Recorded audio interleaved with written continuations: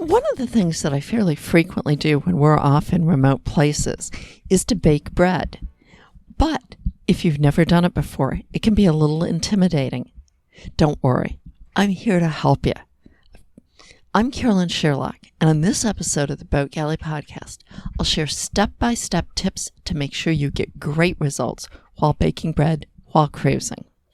Now first, today's episode of the Boat Galley Podcast is sponsored by Mantis, makers of the Mantis Anchor, now available in models with and without a roll bar. Proven to set reliably in the most challenging bottoms, the Mantis Anchor digs in like no other, making anchoring safer and boating more enjoyable. Mantis Marine brings to market practical, durable, and affordable marine products, including their anchoring gear, scuba diving accessories, and rechargeable waterproof headlamp for hands-free lighting. Visit mantismarine.com and see for yourself. Okay, so let's talk about making yeast breads. Over the years, I've made an awful lot of loaves of bread, and I've developed some techniques that I have never seen in other cookbooks, but that makes it much simpler to get great results every time, and you don't have to knead the bread forever.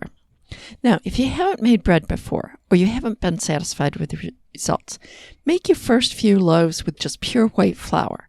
Then move on to using other types of flour if you want.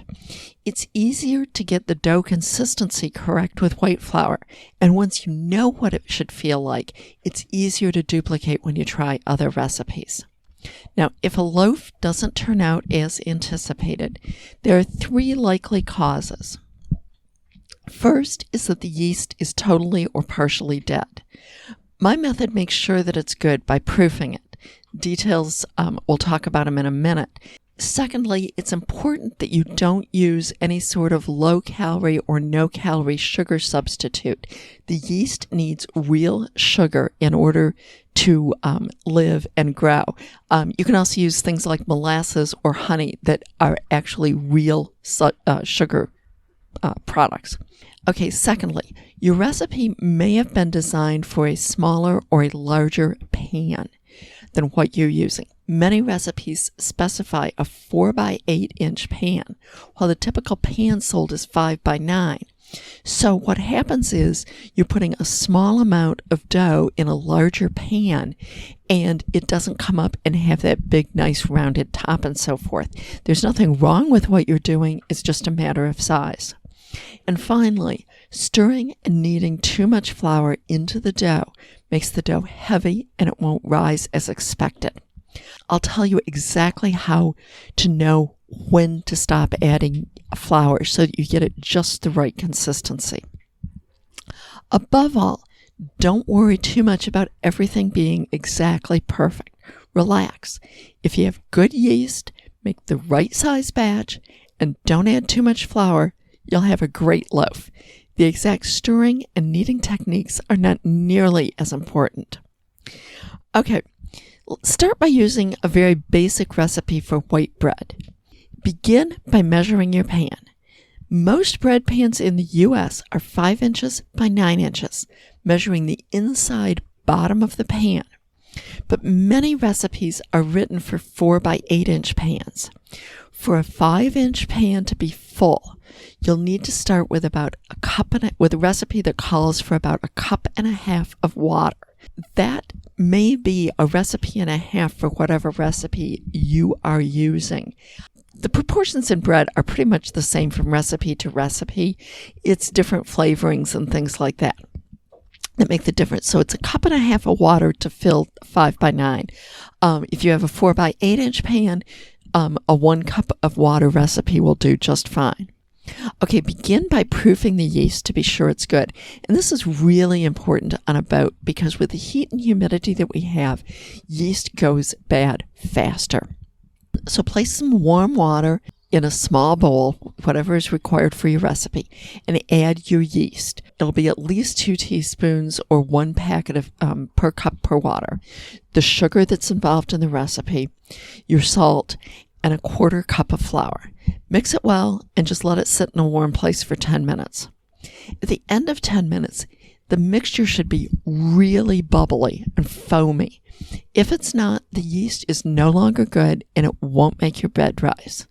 Throw it out, get new yeast before going any further. If you try to make bread with it, you'll just be wasting all the rest of your ingredients. Okay, place as much flour as you use water into a large bowl.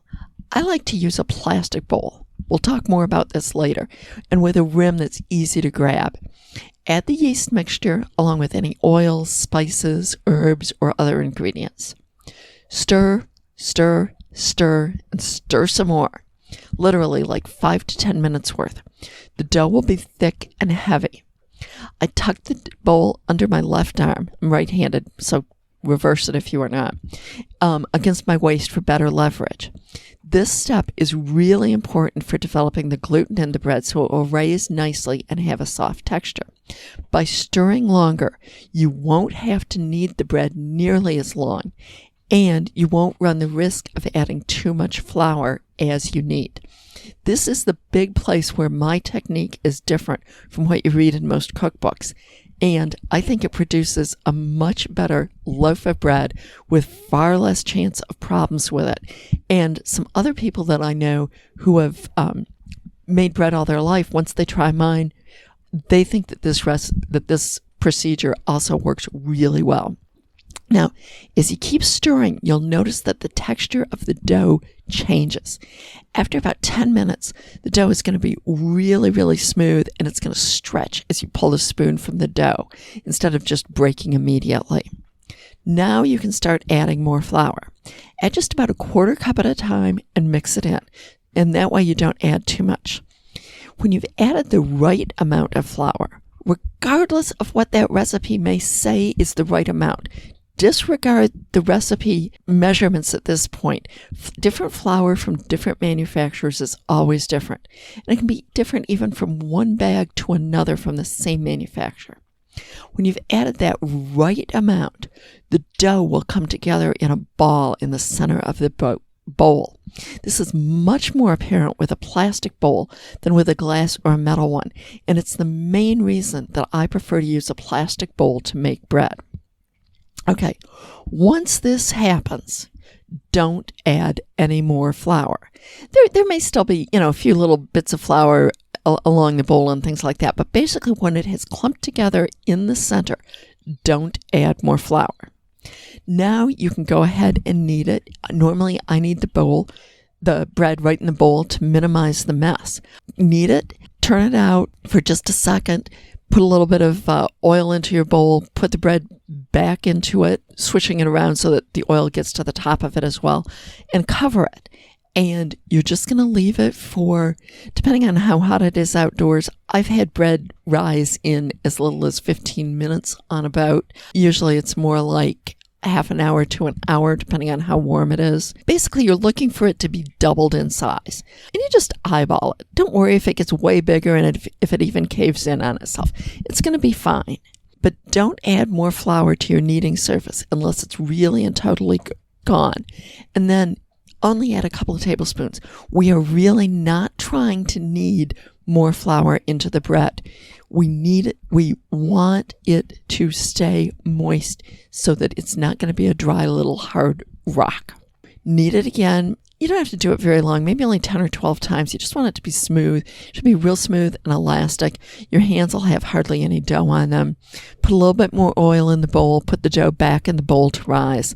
And cover it again. A lot of places tell you to put a towel over it or something.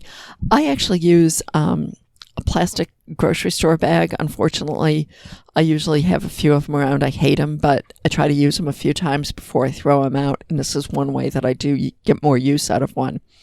And it works well because it doesn't stick to the bread. When the dough is doubled again in size, you turn it out onto your work surface with no flour on it. Basically, you fold one side of the dough into the center and then the other, and it kind of just makes a long roll.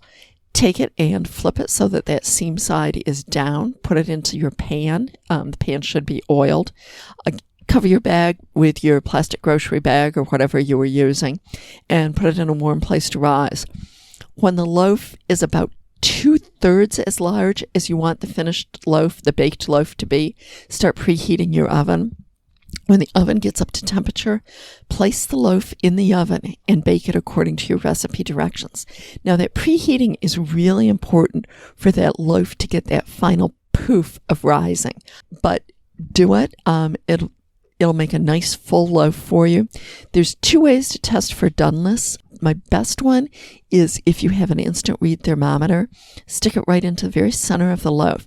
It should read between 190 and 200 degrees Fahrenheit when the loaf is done. Otherwise, just lightly tap on the loaf with your knuckles. It'll sound hollow when done. And again, use the recipe as a guideline for when the loaf is done, but those 2 methods, particularly the temperature one, are really the test of when it's done. Be sure to tip the loaf out of the pan immediately onto a cooling rack or some sort of a heat-resistant surface. A lot of times if I don't have a cooling rack, I'll just stick a couple knives underneath it so that there's air flowing underneath also. But if you leave the bread in the pan as it's cooling, you'll get a lot of steam in there and your bottom crust won't be crust. It'll just be steamed and soggy. Let it cool at least slightly before you stand it upright and start slicing it. At least to the point that you can put your hand on it comfortably.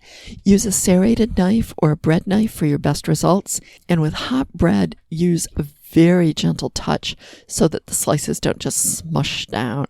It's much easier to cut a cool loaf of bread, but I can never really quite wait. Dave always wants a slice while it's still hot from the oven. Anyways, take care, enjoy your bread, have a wonderful time.